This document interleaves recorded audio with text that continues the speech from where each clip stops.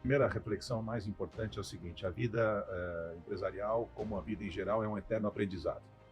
Nós estamos aqui aprendendo o tempo todo. Ninguém nasce sabendo nada. Ah, por que que um tem mais sucesso que o outro? Aí são características que a pessoa tem ou desenvolveu que dão uma vantagem competitiva boa para ela. A primeira coisa é senso de observação, né? Eu sempre fui muito curioso, eu falo isso, repito e não canso de repetir. Não adianta você imaginar que você vai conseguir tudo sozinho. Então você tem que primeiro usar como referência aqueles que já conseguiram o sucesso na vida. Essa é a primeira coisa. Independentemente disso, você tem que ter muita determinação. Você tem que ter uma visão diferenciada das coisas. Para ter visão diferenciada das coisas, você tem que ter conhecimento. Então, tudo isso vai se somando. Você vai se autoalimentando, né, de conhecimento, você vai se autoalimentando de referências e você vai usar tudo isso a seu favor para enxergar alguma oportunidade que você possa investir seu tempo. Uma vez que a oportunidade chegou, você tem que ter determinação e vontade para não sucumbir nas primeiras dificuldades. E elas não são poucas. É muita dificuldade para enfrentar. Então, esse é um resumão, né? Entender que você não vai conseguir nada sozinho, você não sabe tudo. Então você tem que usar as referências para entender o que já foi feito e tentar fazer parecido. Não tem vergonha nenhuma nisso. Grandes homens fizeram grandes coisas. Você pode se espelhar nisso e tentar trazer para o teu lado esse tipo de referência. Conhecimento, porque se você não tiver conhecimento, você não vai ter a visão. Eu só consigo enxergar o por trás do mercado, eu só consigo enxergar algo diferenciado se eu tiver um repertório dentro da minha cabeça suficientemente grande. Ah, mas no começo a gente é jovem. Ok, mas dentro do limite que eu tenho na época, eu já me abastecia de informação o quanto eu poderia. E depois vem a determinação para não desistir nas primeiras dificuldades. Aí você Eu estava comecei comentando. muito jovem com meu pai. Meu pai tinha uma construtora, na Uhum. época, um imigrante húngaro que veio para o Brasil. Chegou a ter uma grande construtora de obras pesadas, construiu Brasília, construiu metrô, construía hidroelétricas. Ele trabalhava mais para o governo, que foi uma miopia dele na época, porque você ficar dependente de um grande cliente só, que é o governo, que é complexo, atrapalhou a vida dele. Quando meu pai começou a ter muita dificuldade e tal, eu estava me formando. E eu me formei em administração e não em engenharia como ele queria. E aí fui procurar o meu caminho e achei a publicidade interessante. Achei que o Brasil tinha muita TV, tinha um parque gráfico espetacular na época, a Editora Abril, a Block na época, as TVs já, a TV Globo. Todo. Falei, nossa, esse país precisa de propaganda, e eu via que as agências eram criativas. Então eu resolvi entrar nesse meio e me associei, na época, a uma pessoa e montei a minha primeira agência. Então, na verdade, não tive tanto tempo. O preparo foi trabalhar na empresa do meu pai, que era uma empresa gigantesca.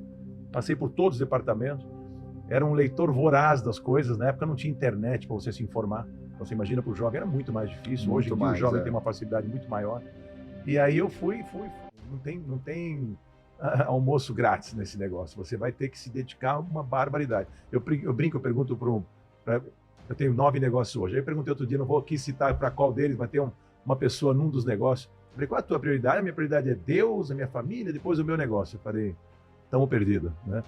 Eu falei assim, não que a sua família tem que ser prioridade, Deus você pode deixar como também uma das suas prioridades, mas eu acho assim, primeiro o seu negócio. Por quê? Porque nessa fase de vida, depois as coisas vão se alterar.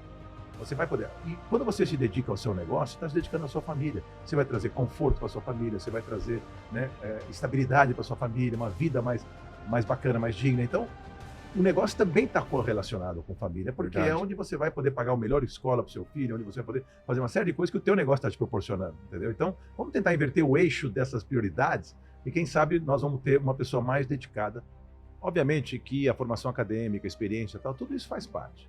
Mas a pessoa, acho que eu vou mais atrás até do... Claro que se a pessoa não tiver preparo, se ela não tiver alguma experiência, realmente fica difícil, a não ser que sejam estagiários.